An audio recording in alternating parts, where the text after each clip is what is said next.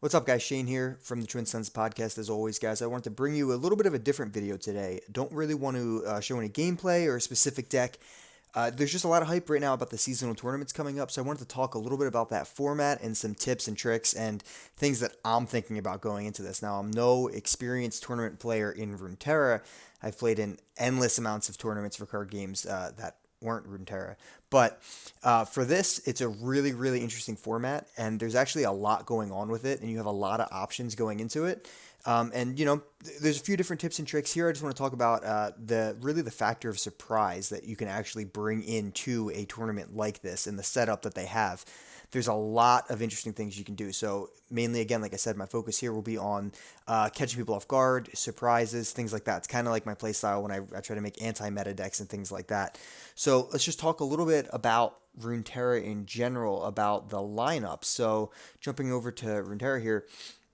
So like we know, you actually have three decks that you're going to be bringing, and you get to ban one of your opponent's decks, and they ban one of yours, then you have to win with your other two decks. That's how it's going to work. So you have a lot of options when you're going into this type of thing. You can bring three aggro decks, you can bring three control decks, you can bring a mix of everything. I discussed previously, there's a video a little bit ago about how I went into the gauntlet for the past weekend, which was the same exact format as the seasonal tournament. You just had to play 4 rounds. And my strategy there was really focusing on just a ban. So I brought three decks that were all weak to something very similar. And if I saw that something very similar, I was going to ban that. And that's it. And that's a pretty viable strategy. If you think that a popular deck is going to be brought and you know you're weak to that deck with all three of your decks, it's a very strong use of your ban, and that's your strategy. I did that before. I brought three decks that were sort of weak to like an Ash Sejuani or Heavy Challenger list, like a Fiora list, so I banned either of those that I saw. That's a fair strategy. Here, there's tons more of strategies as well that you can bring. What I want to talk about here, though, is more of the element of surprise. So when you bring your decks, all of your opponent gets to see is the regions that you have and the champions that you're using in those decks.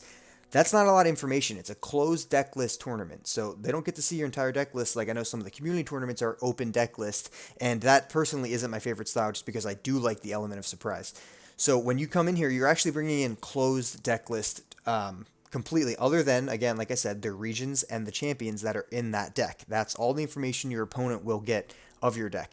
So there are various changes and things that you could do to try to throw people off. And as an example of an old one, there was actually an old tournament that I saw, and I don't know the user who did this, but you could bring something, and I even saw this on Ladder a lot, but you could bring something like a Elise and Piltover and Zaun deck. So it used to look like, if you remember Karina Control from back in the day, it was just Elise before Vi was released. So you had Elise, and you go into the match thinking, okay, that might be Karina Control, but in reality, it was like a Prankster Spider Rush deck, right? You guys remember the Prankster deck. I even made one of those more recently. So you have Prankster, you're rushing, you're just all aggro. So you go in expecting this matchup could probably be a control matchup. They're going to play a mid-range deck that they think has a good option into control, and you bust out an aggro deck, totally catching them off guard. So obviously that is a little bit of an outdated example, but there are other examples like that. I'm not going to give you too many specifics because I'm working on a lot of stuff myself, but the idea of bringing a deck that looks like something at face value but is something entirely different is a big deal. The other thing that you can actually do as well is they don't get to know how many champions you actually bring. So you can literally just throw in a one of certain champions.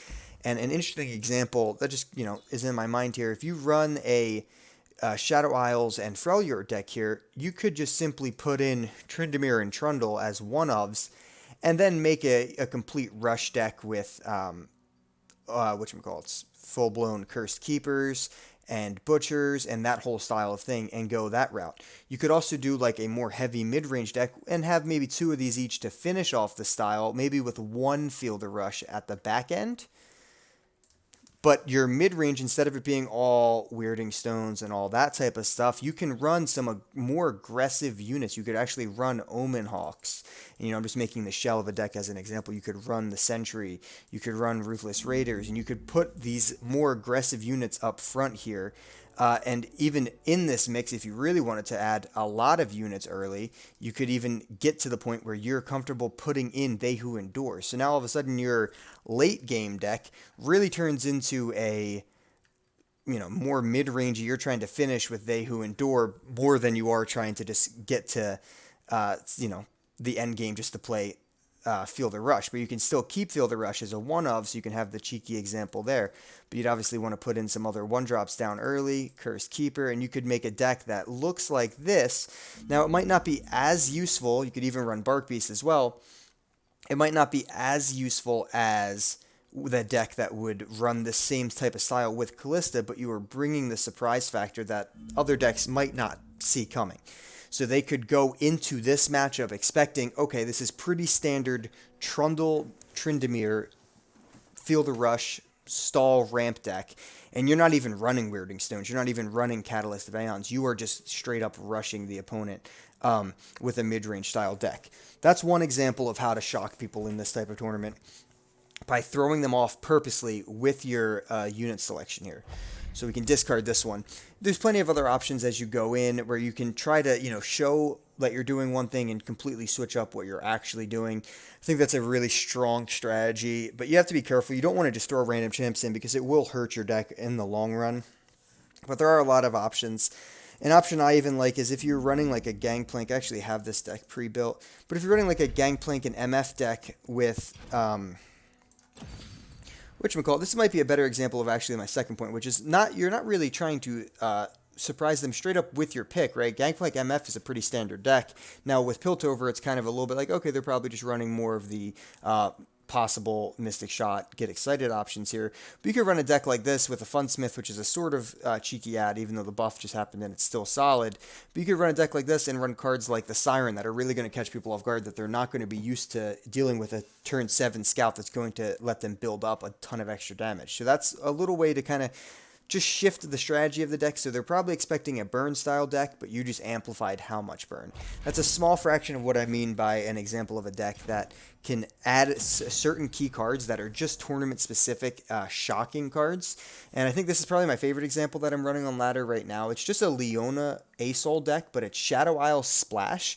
So it's actually a full-blown Invoke deck that is trying to really just keep the pressure up with lots of early Daybreak nonsense, lots of invoking, having the Allegiance units to make those invoked units cost a lot less, Star Shaping for heals, and the only card I'm actually throwing is Atrocity, which is such a random card. You would expect more of a stall card to go in from Shadow Isles, or maybe something to play along with some of the Nightfall stuff that we have, just like Eclipse Dragon, and we're actually running Dustbringer just for that reason. But also, if you play a Dustbringer early and you see a Nightfall, you think, okay, well, maybe they're running Doom Beast or something along those lines. And then if you play an Allegiance unit, their thought process starts to change, right? Okay, well, he's probably not running that much Shadow Isles because he just procced his Allegiance. So what kind of Shadow Isles cards could he be running? And you can even, a card that's really good, and Shadow Isles is probably the best example of regions that can do these things. But a random card that you could add in is like a Harrowing or a Ruination. Both of those cards are very shocking cards that, you would expect in a control matchup. But when you're kind of just not seeing what they're doing, what they're kind of actually going for, they're having a lot of strong mid-range here. Just seeing a one-of Ruination is a pretty solid option here. I think Atrocity adds a lot of shock value in this style of a deck because most of the time with invoking styles, there's nothing that happens at fast speed, right? Everything is slow speed or burst speed. There's either heals at burst, or there's just giant slow removal spells, or like Slow the Sky Descends or Obliterate spells from the Invoke package. So running something like Atrocity is if you get them a little bit down early with some of the pressure you have with Leona and some of those middle turns, you could definitely Atrocity them from pretty much half health Nexus once you have a Soul or an Eclipse Dragon that ate a thing or two, or any of the things you invoke that have spell shields. Honestly, the best option, because now you're Atrocitying them and it's getting protected by your own spell shield. Now, this isn't a deck breakdown of this deck, and I'm still tweaking it, but this is an example of how to take a known standard deck that is Leona ASOL that has Demacia in it most of the times, that are using Radiant Guardians and maybe a Concerted Strike or two, and switch that up a little bit, add Shadow Isles, and make your opponent think. The reason I'm talking about Shadow Isles so much here is because they actually do have the most interesting tournament option cards. A few examples, like I said, Atrocity is an interesting card that way. Probably the most interesting is Passage Unearned, right? So Passage Unearned here, it's obliterate all units that were summoned but not played this round. That's a super good counter if you're really worried about Feel the Rush, if you're really worried about Thresh pulling out a unit, or if you're really worried about Miss Wraiths being summoned, or anything along those lines. That's a super spicy ad that you could add to your deck. On top of that, you have things like Crumble, right? We don't have full-blown removal for things like landmarks yet, not in every region at least, but we do have them in Shadow Isles and we have them in a few others as well. But this is a spicy ad because it's just, you can use it as a vengeance, as a slow speed vengeance that costs 5 as long as you sacrifice something, or you can use it as a landmark removal. So if you have a deck that's not that great against things like Soraka Kench, or if you're really worried about any other landmarks like late game stuff, you have the option to slot in a Crumble to your deck to really switch that option, to really switch the feel of, okay, now my deck really doesn't have a good shot against Soraka Kench. Oh, well, now that I have 2 Crumbles in my deck, it has a much better shot against that deck. And normally a matchup that would be bad could switch to something that could be positive. This could go really well into a deck that would be bad against Soraka Kench, like something like Undying or any of those fast speed decks that can kind of get slowed down pretty quickly by something like Soraka Kench. They have that card, which is super interesting. And then, like I said, any of these late game bombs are also super interesting to do. You can also have, Shadow Isles is probably the most unique region in the sense that it does have a full-blown aggro package with spiders and fearsome units, but also probably the best control in the game because of things like Grasp of the Undying, Withering Wail, Vengeance, Ruination, things like that. So this is a really good region to build around where you want to fake somebody out, think that it's one type of deck, and then come in with a completely different point of view. That's a really, really solid region to do so. Ionia has some interesting cards as well. And again, this is just a generic video of kind of me ranting a little bit here. But you can run some very interesting cards that people won't expect at, as splash regions or anything. You could splash Ionia in very easily just to get access to Deny. Say it's a matchup that isn't that great against something late game, something more control-y.